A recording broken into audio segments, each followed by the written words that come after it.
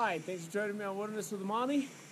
Today I'm at the Saddlebag Lake Trailhead and I am hiking into the 20 Lakes Basin area, and this is off the 120 just down the road from the east entrance of Yosemite.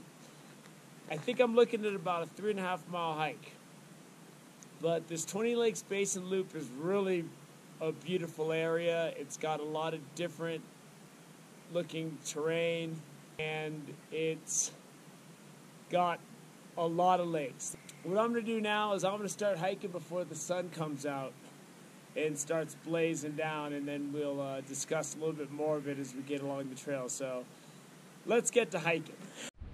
And there we are, the Saddlebag Lake Trailhead. Now it's official. So I overdid it on the hiking a little bit yesterday. I hiked up there, then I wanted to see what was over the next ridge. And next thing you know, I was exhausted when I was coming out. And I was a little worried, but it's all good. You know, I got back, I had some mozzarella and chipotle sausages I didn't even know existed before I saw them on the shelf in the store. Toasted up some bagels, chilled, got a good classic rock station on my transistor radio in the car.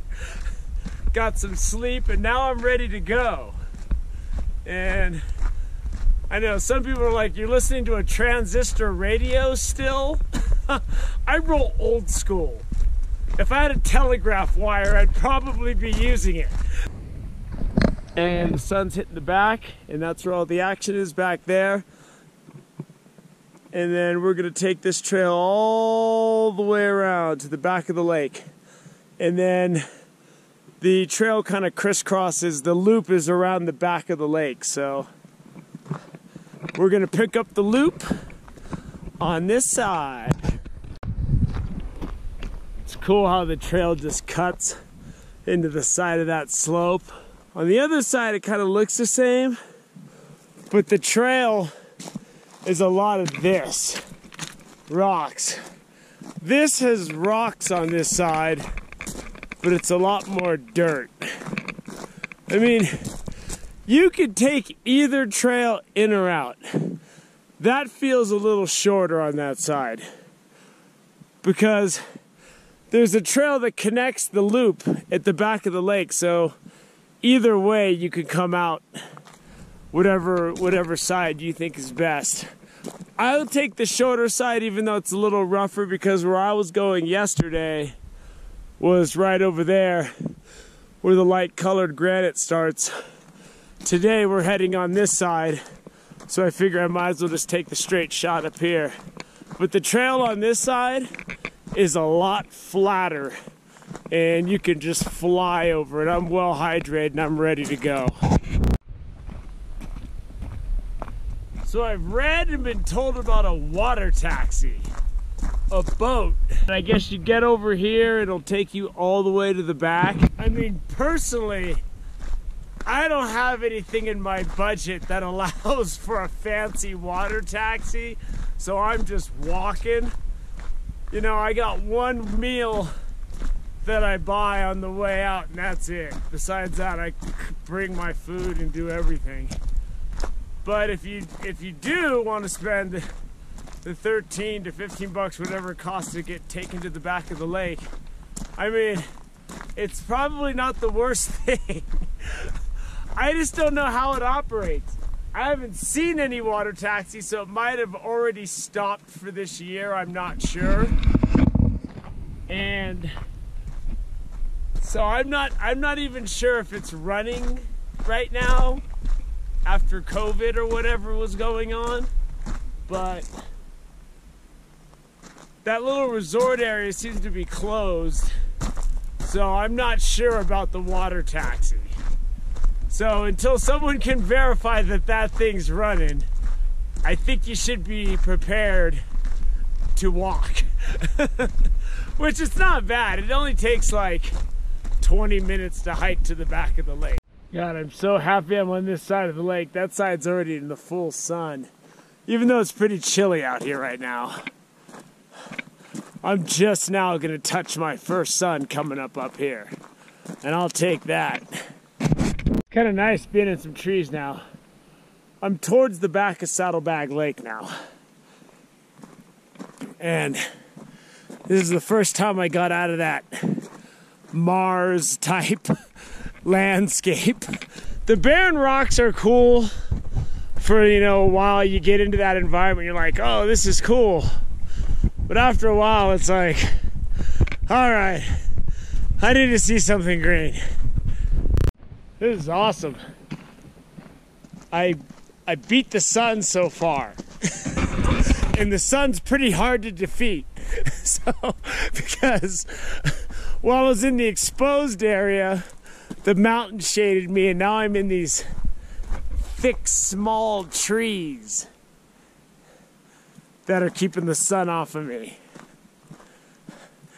And when I was living at the beach and riding my skateboard and swimming in the ocean and surfing, sun was great.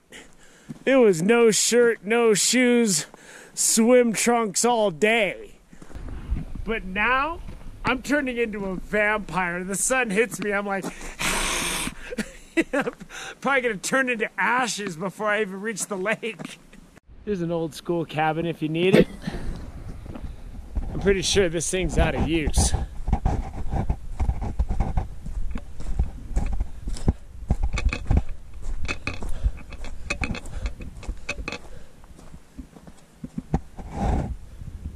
It's got a solar panel. They might fire this thing up. I could sit a chair on that porch. I could live in this thing. I'd go full Grizzly Adams. Lake Helen is up here, and that's where we're going, to the farthest point on this loop. This total loop around the lake that goes around all these lakes is roughly 8 miles, I believe. And that's from the back of the lake. You have to tack on a little bit more if you hike around Saddlebag Lake. But that's where we're going, Lake Helen. And we're entering the Hoover Wilderness. And I don't know if there were budget cuts going on when they made this sign, because usually the wilderness signs are much bigger. And this might just be a minimalist approach to try to make the sign smaller. But the sign's already here. I kind of like the old school wilderness area signs. Or maybe they just didn't like Hoover. I have no idea. The one thing I really like about this 20 Lakes Basin trail is the landscape changes drastically. The type of rock, it's not your run-of-the-mill smooth granite boulders that you see in a lot of the Sierra Nevada. It's a lot of stuff like this. And I don't know if that's metamorphic rock. It's been a long time since I've had geology. I had a lot of geology in college, but it's been a while. You can see the big gray peak over the top, which is cool. But let's go. Onward and upward. Now, rocks like that are cool to look at, but I hiked over some of it yesterday when I was going cross country, and it sucked. You have that, and then you get up to your traditional light gray granite peaks that you usually associate with the Sierra Nevada. And it's just, this is a really, really cool area to hike through. One nice thing about this area is you start hiking at around 10,000 feet. So there's a lot of up and down. And that makes life a little easier. Ideally, it's nice to get up here the day before, maybe stay at a campground, acclimate. I only have Monday and Tuesday to work with, so I pretty much started drinking mass amounts of water the last hour of the drive, rolled out of my car, and just started going, because that's what it is. Sometimes you gotta sometimes that's just what you gotta do. And when I was driving from Southern California to the Eastern Sierra, I would drive to Horseshoe Meadow, and I would leave at like 2, 3 in the morning, get out of my car, and just start hiking up to 11,000 feet. And I was coming from like Mission or Pacific Beach. So I was coming from as sea level as it gets and hiking up to 11,000 feet the same day. Wise? Probably not. Did I ever get altitude sickness? No. I always drank tons of water, took my time, and it just always worked out for me, which is nice. This is another awesome view. You can see more of those light colored mountains, and it transitions into that dark stuff. It's awesome. Then you got all the red. And there's kind of just like these rolling, this trail kind of goes over these rolling hills. And it's really cool, man. And there it is. Beautiful Helen Lake.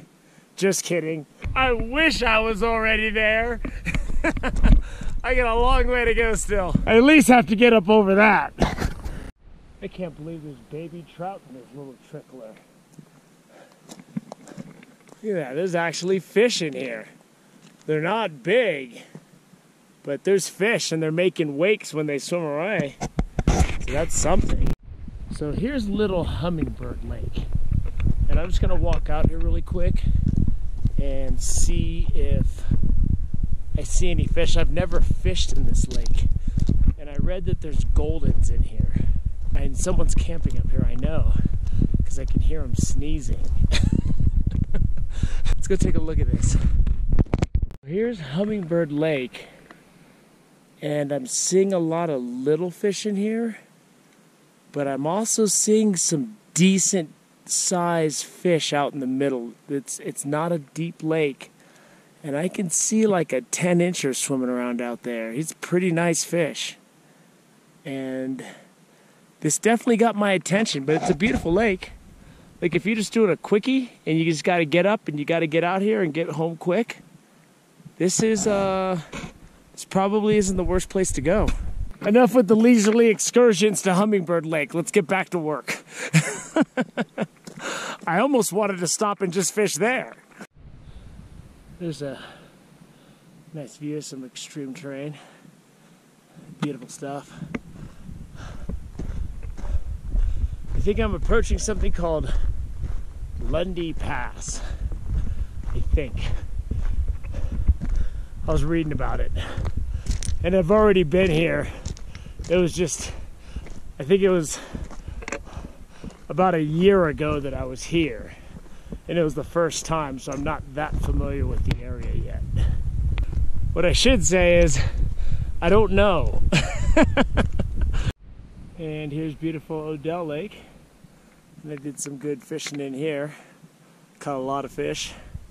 Some dude probably came up here named Odell, and his assistant looked at him and said, "What should we call the lake?" And he probably looked at his assistant and said, "Call it Odell Lake, dummy. I found it." One thing about this 20 Lakes Basin loop hike is the main trail goes by all of the big lakes. So it's really easy to find your way around here. This lake doesn't have a lot of camping opportunities around it, but once you get beyond it, you can get up and you can find some flat spots up and away from it and out of view. But it's a good lake to fish. Here's some rocky terrain. Look at this gorge I'm going through right now. It's crazy.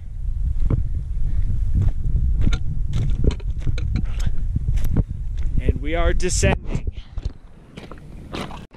Section of trail is gnarly. There's just a lot of sharp, jagged edges all around me. And a lot of trip and fall situations. If you got a full pack on, man, take stuff like this real slow. Because this rocky trail is pretty rough. There's kind of a trail here, but I kind of get the vibe that I'm just hiking down a collection of rocks at this point. I mean, there's a trail. The trail can only be so prominent in terrain like this. I mean, it is what it is. There's a trail up there, and I'm on a trail over here. The trail over here is just safer. That looks like it gets really rough right there, so I'm sticking to where I am. This is a really pretty lake. And the trail around it's rough. There's a cool waterfall coming in over there. We made it. We're at Helen Lake. So here's a sign. I think that says Helen Lake. I can read this says Steelhead Lake that way. Or maybe this says something Creek. I have no idea. Someone needs to come out and put some varnish on this thing or something. maybe get out their wood burning tool. So Saddlebag Lake's that way, Lundy Canyon's that way. I'm pretty sure this is Helen Lake. This is where I'm fishing. I'm done. The trail around this lake before you hook that way and go towards Shamrock Lake and Steelhead Lake is really rugged. So if you got bad knees or bad ankles, just know this is in store for you. But that's gonna do it. And this is one more lake I'm able to hike to and fish at for my backcountry fishing and hiking playlist. And I hope you enjoyed it. I enjoyed it, and it didn't take too long to get here. I got here in about an hour and a half, so it's not bad. And it's pretty much, you can hard charge it all the way around Saddlebag Lake, and then once you get to the back of the lake, it's not that far. So, good times. I hope you enjoyed this hike to Helen Lake. Thank you for joining me on Wilderness with Amani. Until next time.